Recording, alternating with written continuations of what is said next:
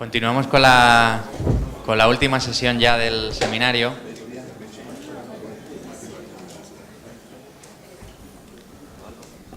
Con una serie de conferencias que tratarán aspectos diversos relacionados con la teoría y con la docencia de los temas que hemos estado viendo tanto en la jornada de ayer como en la jornada de hoy. La primera intervención es la de Franck. Franck también es otra de esos profesores que están enseñando continuamente allá por donde van. Mires donde mires, un congreso, unas actividades, siempre está ella, ¿no? Es una persona omnipresente, siempre enseñando, siempre trabajando. Y ella es profesora de la Universidad de Colorado. Gracias, Alejandro. I don't know what you just said, but I hope it was good. And thank you to Richard Driehaus, the University of Notre Dame, and Rafael Manzano for bringing us together these days here in Madrid. The University of Colorado Denver is honored to be invited to participate in this seminar. I would also like to extend my congratulations to this year's Premio Manzano Martos winner, Donald Gray, for his work in making such beautiful places. And this is where I would like to begin my comments today, with the idea of place. Wendell Berry, the American author, poet, farmer, environmentalist, and localist, once wrote, "If you don't know where you are, you can't know who you are." In this quote, Berry describes two key issues we must address in architecture today, and which architecture has always addressed, knowingly or not: place and identity, and perhaps more importantly, the connection between the two. Let's explore first what Berry means when he describes knowing where you are. He does not, for example, mean merely geographically or placing oneself on the map. Although actual physical location is a part of being a placed person rather than a placeless person, it is not enough. Geography alone is not enough. Wallace Stegner, a novelist and environmentalist who wrote about the American West, refers to Berry and to the part of the American personality which is deeply embedded in their place as being, quote, lovers of known earth, known weathers, and known neighbors, both human and non-human. What they are describing is the term Richard Driehaus spoke of in his speech at his induction to the Royal Academy, a sense of place. For a physical place to become a place, known and knowable to a person, it requires the process of cumulative association. Or as Stegner describes, it is the knowledge not of which direction is north or south, but, quote, the knowledge of place that comes from working it in all weathers, making a living from it, suffering from its catastrophes, loving its mornings or evenings or hot noons, valuing it for the profound investment of labor and feeling that you, your parents and grandparents, your all but unknown ancestors have put into it. Another way to put this is that a sense of place is created by humans as we recognize the things that make a place unique, and which then give us the experience of authentic human attachment to them. It is the pull that we feel on our hearts when we feel a sense of recognition, as we smell the air of our home, or recognize the sounds of our upbringing, or as we long for the familiar in unfamiliar places. In this process, we develop a knowledge of the place and of ourselves. This is what forms in us the connection between the places we know and the identity we know of ourselves. For example, I am from the soft land of Virginia, born on the shores of the wide, gently flowing James River, raised in Virginia's hot, Virginia is for lovers, yes. Raised on Virginia's hot, humid summers, educated at the hallowed University of Virginia, founded by our president, Thomas Jefferson, for the purpose of raising an educated citizenry. And I am formed by the manners and proprieties of Southern American life. I am very much a product of my place, Virginia, in all of the unique characteristics that make it a place, is so deeply embedded in me, it is a part of my core identity. Now, however, 2 years ago, I have moved west. Like so many Americans before me, I packed up my wagons and I headed west. And now I live in a very different place. I live in a perennially new place, Colorado. In Virginia, I grew up in a place settled by Europeans in 1607. In Colorado, I live in a place which was not a state until 1876. In Virginia, the rhythm of the tides of the great Chesapeake Bay and the heat and humidity of the summer are so great and present they are like characters in our daily life. In Colorado, I live a mile above sea level, where we contend with dry air and blizzards and altitude. The land in Virginia is soft and gentle and dark, and the views are tight and enclosed. There is an intimacy. In Colorado, it is ragged in the mountains and barren in the plains, and the views are so distant that they expand one's soul. These are two very different places, and they are two strongly different identities in each of these places. Each of those different identities is connected deeply to the place. In Virginia, particularly because I am from Williamsburg, Virginia, I felt all the time the presence of the history of my country. I grew up a few miles downriver from where the English made their first permanent settlement in North America, Jamestown. In Colorado, on the other hand, I feel at all times the presence of the new and the pioneering can-do spirit of the West that seems at the very core of the American identity. I would not say, however, that my view of the West, my sense of the place of the West, is the same as everyone's. For my view is that of an Easterner having moved west. So in fact, here are two very different places, each with a very strong sense of place, each lending to me and to others who live in them an identity that we can draw from the place. But what exactly creates the sense of place in these places? This is a term that is very much on the minds of architects and planners today. But we talk a lot about place without getting at the bottom of what makes place. More specifically, how do we create or add to the character of any place in the buildings and towns that we build? I would like to propose that for our field, when it comes to making an architecture of place, it breaks down to several easily identifiable factors. First is climate. This, by the way, is in Santa Fe, New Mexico.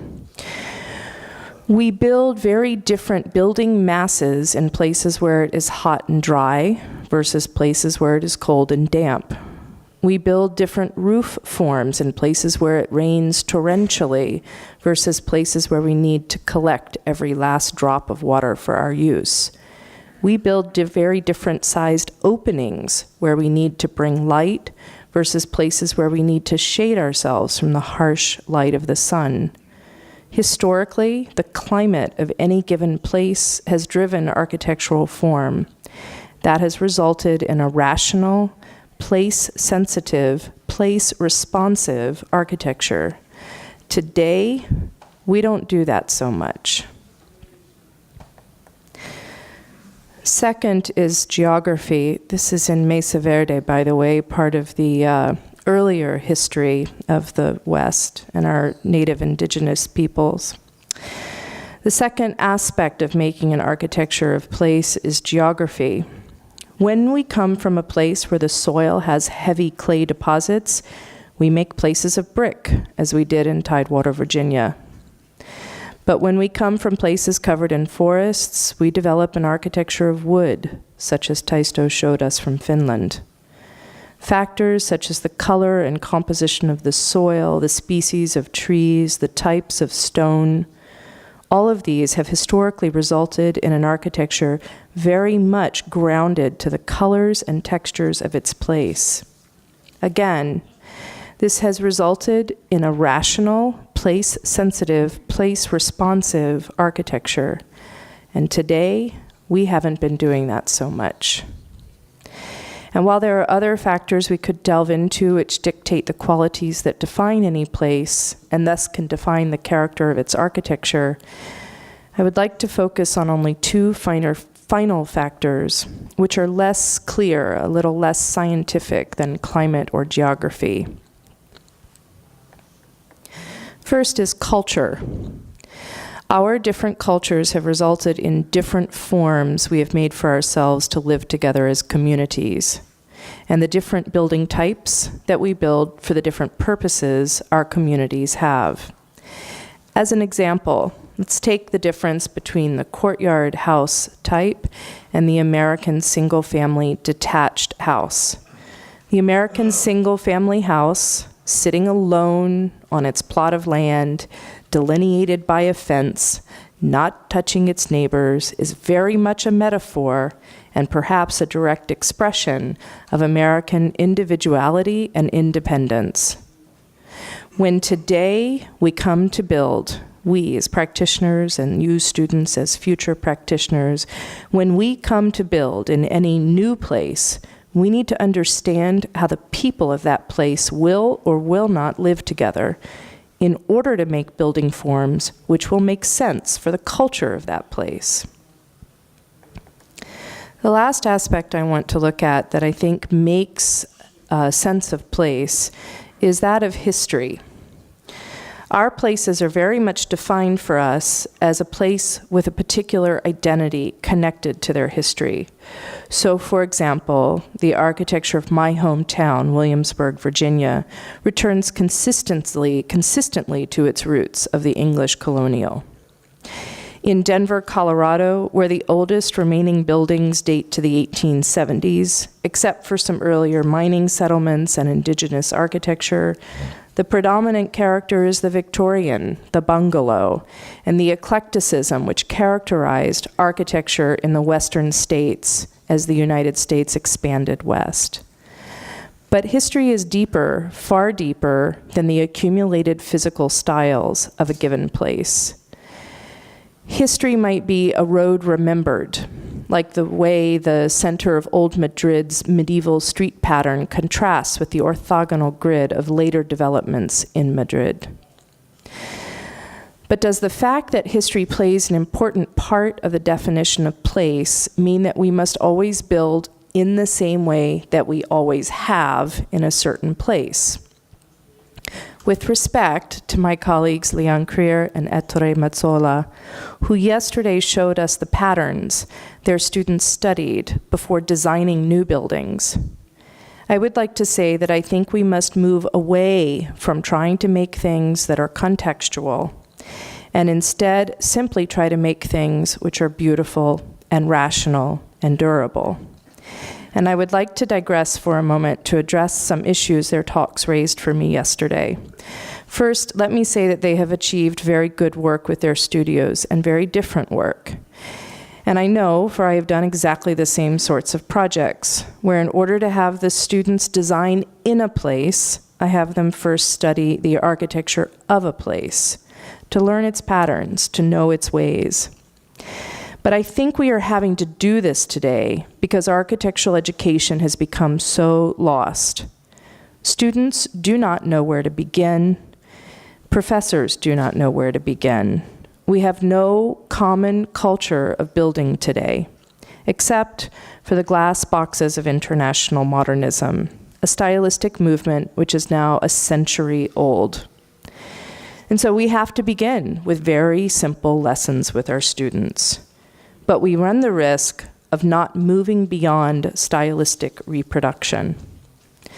I believe our goal, when we ask the students to study the architecture of a place, to assemble a lexicon, to form a pattern book, should not be to have them recreate these patterns or have them speak in the language of a place, but should be to have them understand the underlying rationale, the principles of any given place, so that they may solve new problems using that past knowledge. I feel that today we are so focused, and I have to include my own teaching in this, in trying to help students learn really rudimentary things, such as how to design a door or window. And we are very worried about making architecture that is contextual and that fits and that normal people like. And we do this because we don't want to continue the aggressive, anti-contextual architecture so typical of our modern era. But I fear we remain only on the surface of architecture, and I think we must go deeper. If we don't, we will not truly build places that will continue the natural evolution and identity of our places.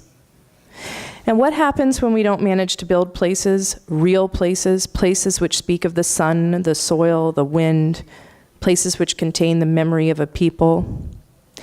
What happens when we don't build places is that we have people who are placeless, who lack connection to a place, and who therefore lack the important identity of self which comes from knowing a place. Indeed, today, by creating places that are of every place, where everything looks the same, we are actually creating places that are of no place. And I believe the acute feeling of this loss of identity, this placelessness, is at the root of many of our cultural ills. It is difficult to form attachment to community or to think of oneself as part of a community, to feel respect for one's neighbors, to tolerate difference when we do not have the sense of identity that comes from our place. Placeless landscapes are those places that have no particular relationship to the place in which they are located. They could be anywhere. For example, can you guess where these new houses are being built? When a new block of apartments look the same in Houston, Portland, San Diego, Denver, Cleveland, and Trenton, then these places begin to lose the things that define them as unique. And the people that live in them lose their attachment to these places. And if you haven't guessed it, this is new housing in Denver, which many citizens are beginning to reject because, in their words, it doesn't look like Denver, and which I am just beginning to fight against. This is the situation we find ourselves in the American West today, where many of our Western cities have vastly different characters because they are vastly different places, but they are slowly being subsumed under a tide of sameness, stucco box after stucco box. And it just so happens that this is also what is being built all over Houston and Portland and Phoenix. This new modernist sketch-architecture has nothing at all to do with its place. And it is destroying the sense of place of each of these cities. And it is in turn destroying the part deep inside each of us which wants to know where we are so we can know who we are. For each of us as practitioners, professors, or students, our obligation is not to the twin gods of innovation and creativity. Our obligation is not to the money-making machine of development. Our obligation is not to technology or new materials. Our obligation is instead to the people, their past, their future, their place, and their identity. Here in Madrid, in this ancient, elegant, beautiful city, so strong in its character and identity, so unique from the rest of Europe and the rest of Spain. And here in Colorado, a place that is new and still evolving its history, as much as any place where we work today, we, as practitioners, professors, and students, must create new places that reach deep into a place to understand how to build upon it. For we cannot know who we are unless we know where we are. Thank you.